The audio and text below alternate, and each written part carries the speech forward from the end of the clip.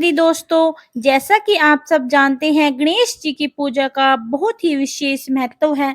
कोई भी पूजा की जाए, कोई भी कार्य की जाए, सबसे पहले गणेश जी की पूजा की जाती है।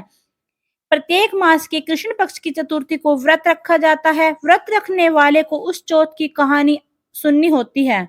तो दोस्तों, आज मैं आपको वैशाख मास की गणेश चतुर्थी की व्रत कथा सुनाने जा रही हूँ।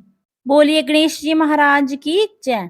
पुराने जमाने में रतिदेव नामक एक राजा था। उसके राज्य में एक ब्राह्मण रहता था जिसका नाम था धर्मकेतु।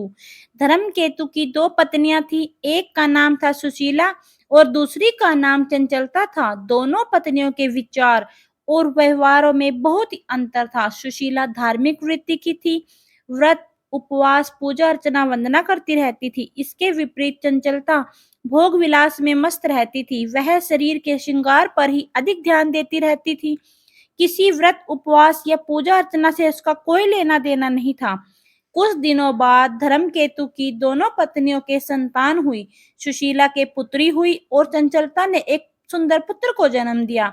चंचलता सुशीला से कहती रहती थी कि सुशीला, तूने इतने व्रत उपवास करके अपने शरीर को सुखा लिया है, फिर भी देख तेरी लड़की हुई है। मैंने कोई व्रत, उपवास या पूजा अर्चना नहीं की, फिर भी मेरे पुत्र पैदा हुआ है। मैंने एक सुंदर पुत्र को जन्म दिया।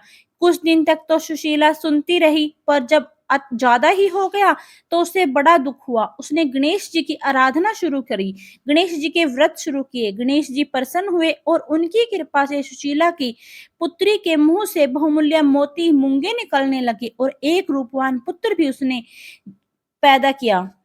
अब तो सुशीला के वारे न्यारे हो गए। सुशीला का ऐसा सौभाग्य जगा तो चंचलता के मन में जलन होने लगी। उसने सुशीला की बेटी को कुएं में भी गिरा दिया, पर सुशीला पर तो गणेश जी की कृपा थी। उसकी बेटी का तो बाल भी बाका नहीं हुआ, उसे सकुशल कुएं से निकाल लिया गया।